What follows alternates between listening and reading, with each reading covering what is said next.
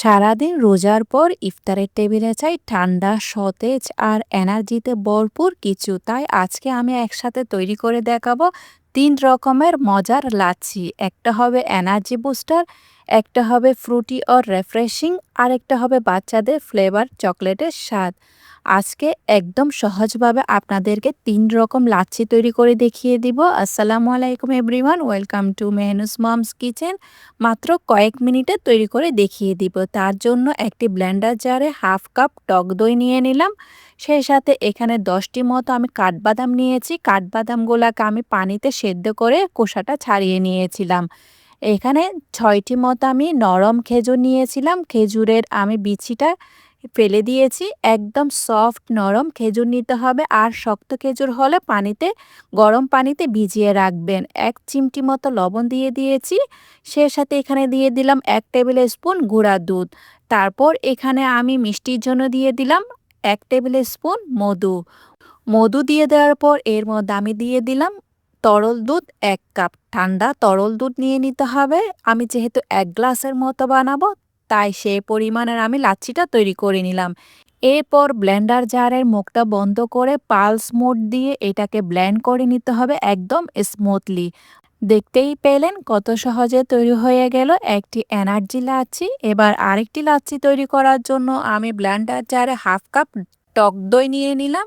টক দই দিয়ে দেওয়ার পর এখানে 1 টেবিল স্পুন আমি গুঁড়া দুধ দিয়ে দিলাম। সেই সাথে আমি এখানে দিয়ে দিব 2 টেবিল স্পুন নিউটেলা। নিউটেলার পরিবর্তে আপনারা চকলেট সিরাপও ইউজ করতে পারেন। তারপর এর মধ্যে আমি দিয়ে দিব 1 চিমটি পরিমাণ লবণ। লবণটি দিয়ে দেওয়ার পর এখানে আমি এর মধ্যে দিয়ে দিব 1 কাপ লিকুইড দুধ।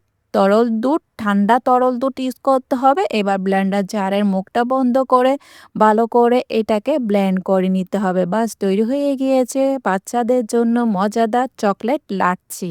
এবার আরেকটি মজাদার লাচ্ছি তৈরি করার জন্য ব্লেন্ডার জারে আমি হাফ কাপ টক দই নিয়ে নিলাম। যেহেতু আমি 1 গ্লাসের মতো তৈরি করব, তাই ওই পরিমাণের আমি নিয়েছি। 1 টেবিল স্পুন আমি গুঁড়া দুধ দিয়ে দিলাম। 1 চিমটি পরিমাণ লবণ দিয়ে দিয়েছি। একটু মিষ্টির জন্য দিয়ে দিলাম 1 টেবিল স্পুন চিনি। এরপর যেহেতু আমি বানানা লাচ্ছি তৈরি করছি, তাই এখানে আমি পাকা কলা নিয়ে নিলাম। 1 গ্লাস পরিমাণ তৈরি করব, তাই যেহেতু পাকা কলাটি একটি বড় সাইজের সাগর কলা, তাই আমি হাফ কলা নিয়ে নিলাম। আপনাদের যদি ছোট কলা হয় তাহলে একটি কলা নিয়ে নেবেন। আমার কলাটি বড়, তাই আমি হাফ দিয়ে নিলাম। 1 কাপ তরল দুধ দিয়ে দিলাম, ঠান্ডা তরল দুধ। এবার এই কলাটা তরল দুধ ভালো করে ব্লেন্ড করে নিতে হবে। বাস তৈরি হয়ে গিয়েছে মজাদার বানানা লাচ্ছি। দেখতেই পাচ্ছেন একদম সহজেই আমি আজকে একটি রেসিপিতে 3টি লাচ্ছির রেসিপি তৈরি করে দেখিয়ে দিলাম।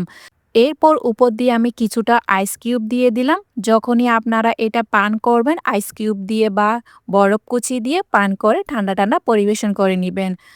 ডেকোর করতে করতে আপনাদের কাছে আমার একটাই রিকোয়েস্ট, আমার রেসিপি যদি আপনাদের কাছে ভালো লেগে থাকে তাহলে ফ্রেন্ডস অ্যান্ড ফ্যামিলির সাথে অবশ্যই শেয়ার করবেন। লাইক, কমেন্ট, সাবস্ক্রাইব করতে একদমই ভুলবেন না।